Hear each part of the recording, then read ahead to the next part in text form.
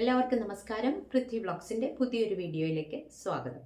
ഇന്ന് ദോശമാവോ ഇഡ്ഡലിമാവോ നമ്മുടെ കയ്യിലുണ്ടെങ്കിൽ അത് വെച്ചിട്ട് ഒരു 5 മിനിറ്റ് കൊണ്ട് ഉണ്ടാക്കാൻ പറ്റിയ ഒരു ഈവനിങ് സ്നാക്ക്, ഒരു വൈകുന്നേരത്തെ ഒരു ചായക്കടി, കട്ടൻ ചായയുടെയും പാൽ ചായയുടെയും ഒക്കെ കൂടെ കഴിക്കാം.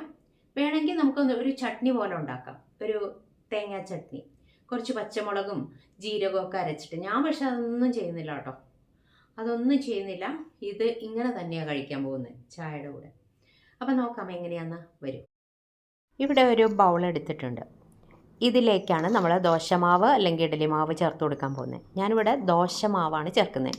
ഞാൻ സാധാരണയായിട്ട് ദോശയ്ക്ക് ഇഡ്ഡലിക്കും കുറച്ച് വെള്ളം കുറച്ച് ഇഡ്ഡലിക്ക് അരച്ചു വയ്ക്കും.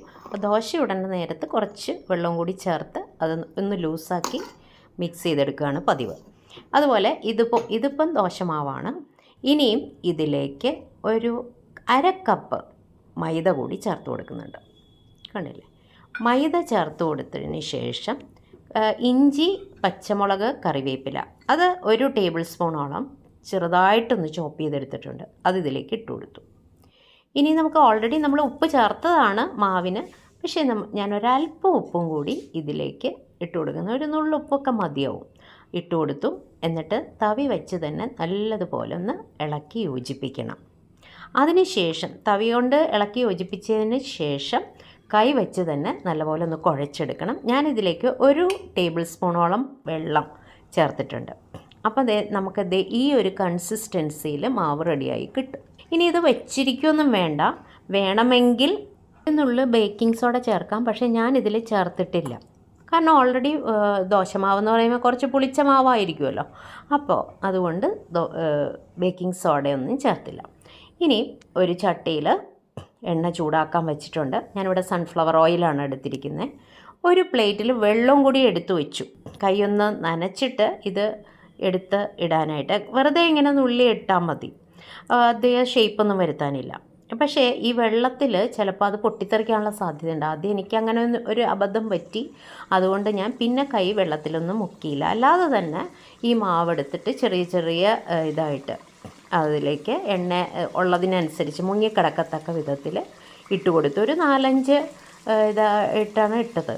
അപ്പം അത് ആദ്യം നല്ല ഹൈ ഫ്ലെയിമിൽ വെച്ചു. അത് കഴിഞ്ഞിട്ട് മീഡിയം ഫ്ലെയിമിലാണ് വെച്ചിരിക്കുന്നത്. എന്നിട്ട് ഒന്നൊരു തവി വെച്ച് ഒന്ന് ഇളക്കി കൊടുത്തു. കണ്ടില്ലേ? ഒന്ന് ഇളക്കി കൊടുത്തു. തിരിച്ചും മറിച്ചും ഒക്കെ ഇട്ട് കൊടുത്തു.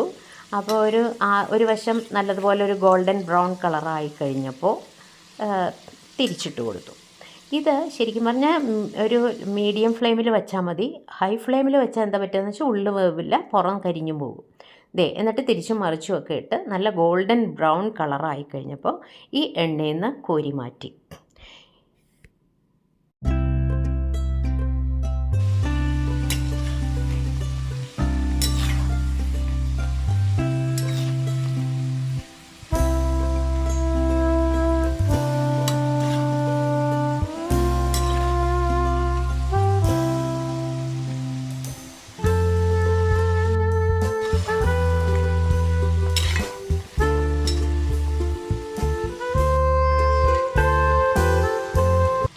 വളരെ പെട്ടെന്ന് തന്നെ നമുക്ക് റെഡിയായി കിട്ടും. അപ്പോൾ എനിക്കിതൊരു 2 പ്രാവശ്യമൊക്കെ ആയിട്ട് ഉണ്ടാക്കാനുള്ളതേ ഉണ്ടായിരുന്നുള്ളൂ മാവ്. ഞാൻ വളരെ കുറച്ചേ ഉണ്ടാക്കുന്നുള്ളൂ. അതുകൊണ്ട് അപ്പോൾ ഇത് വളരെ ഈസി ആയിട്ട് നമുക്ക് ഉണ്ടാക്കാം. അധികം സമയം വേണ്ട, പെട്ടെന്ന് തന്നെ ഉണ്ടാക്കാം. പക്ഷേ നല്ല ടേസ്റ്റുണ്ട്. പുറമേ നല്ല കരുമുരാന്നിരിക്കും, ഉള്ളു നല്ല സോഫ്റ്റുമാണ്. ഇത് ചട്നിയുടെ കൂടെയൊക്കെ കഴിക്കാം, ഇല്ല വെറുതെ കഴിച്ചാലും കുഴപ്പമൊന്നുമില്ല, നല്ല ടേസ്റ്റ്. അപ്പോൾ ഒന്ന് ട്രൈ ചെയ്ത് നോക്കിക്കോളൂ കേട്ടോ. ഈ പ്രോസസ്സ് തന്നെ നമ്മൾ റിപ്പീറ്റ് ചെയ്ത് നമ്മുടെ കയ്യിലുള്ള മാവ് മുഴുവനും ഇതുപോലെ എണ്ണയിലിട്ട് വറുത്ത് കോരി എടുക്കണം. ചൂടോടുകൂടി കഴിക്കാൻ വളരെ നല്ല ഇതാണ്. പിന്നെ തണുത്ത് കഴിഞ്ഞാൽ അത്ര ഇതുണ്ടാവില്ല. നമ്മളെപ്പോഴും കഴിക്കേണ്ട നേരത്തെ ചായ വെക്കണ നേരം കൊണ്ട് നമുക്ക് ഇത് ഉണ്ടാക്കിയെടുക്കാം. വെറും 5 മിനിറ്റ് മതി. അപ്പോഴത്തേക്കും ചായ തിളച്ച് വരുന്ന നേരം കൊണ്ട് നമുക്കിത് ഉണ്ടാക്കി കഴിക്കുകയും ചെയ്യാം. അപ്പോൾ അതുകൊണ്ട് ചൂടോട് കൂടി തന്നെ കഴിക്കാനും പറ്റും.